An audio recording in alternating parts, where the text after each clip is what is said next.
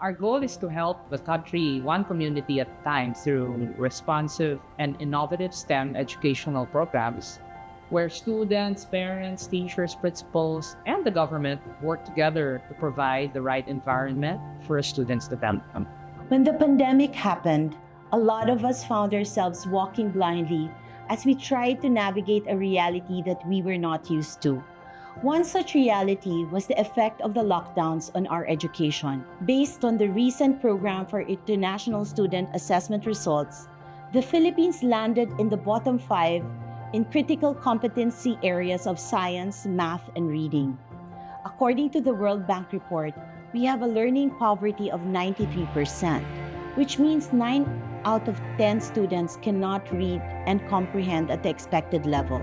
At the height of the pandemic, we went to the community. We asked them what help they needed the most.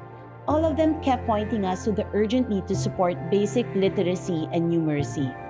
With this in mind, and together with our partners and stakeholders, the GBF team conceptualized the One Kapatid program. One Kapatid is a learning recovery program focused on reading and math. Gusto naming matulungan ang mga learners na hindi nakakabasa na makabasa at ang mga hindi nakakabilang na makabilang. Katuwang nito ay mga sessions at activities para sa mga magulang upang matulungan nila ang kanilang mga anak habang sila ay nasa bahay. One Kapatid was launched in 2021. We piloted the program at Simlong Elementary School in Batangas. 57 learners were tutored in reading and math using the teaching at the right level approach. Ang kanilang binigyang diin ay maturuan ang mga bata, especially sa math, sa science, and pinadagdag ko kasi yung reading dahil isa sa problema namin may mga bata na nakakarating ng grade 4 na slow reader. This was combined with activities to boost their confidence and help them become more independent learners. In One Kapatid, we call them achievers. This is the first step in changing their mindset and turning their self-perception into something more positive. Nung pong nabalitaan ko na meron pong One Kapatid program, kami po ay na-excite. Kasi po, nung time pong yun, parang alam kong pag ako lang, mahirap. We saw the impact of One Kapatid on the achievers of Simlong. Napakalaki ng improvement nila sa pagbabasa at pagbibilang. Posibleng walang maiiwanang bata kung lahat talaga ay magtutulungan. We wanted to upscale and widen the reach of this program. By partnering with our teachers, supporting them with training and resources, One Kapatid will be able to reach more schools, help more students. In 2023, we partnered with DepEd Region 4A, and this opened the door to expanding the One Kapatid program in Calabao Zone. Well, for school year 2023-2024,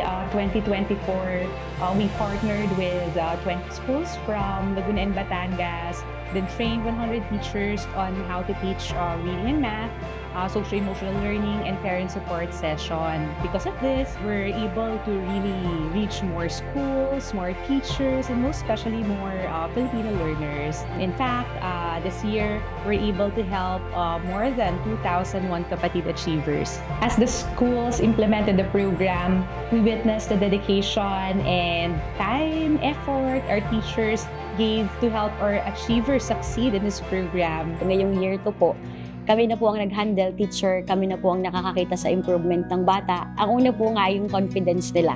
Dahil po yun sa social-emotional learning class. Inspired by the journey of Simlong, we are happy to see that more communities witness the improvement in their children. Nung nagsimula po siya, talagang sa letter lang siya, letter. And then, kung nakakapantig siya yung mga ba, ka, ganun po talaga. Pero hindi pa siya nakaka-word, as in buong word. As time goes by, yung mga after 1 week, 2 weeks, habang ini-implement po yung TAR, nakikita ko talaga na siya talaga yung pinaka-mabilis mag-improve. Nahirapan po ako ng umpisa, basta lagi po ako umaten, hindi na po ako nahihirapan nun. Nangyari niyo po mga kapatid, week 21, hindi po walang dalawang visit ng kasali po nga ang bata. Dahil alam nga po, that pandemic, wala mo kasi naintindihan sa paso, kaya po hindi ito po yung tinitingnan kasi makasalin. The teachers are more confident and motivated as they see the progress of our achievers and their parents. Posibleng magkaisa para sa pagunlad ng lahat.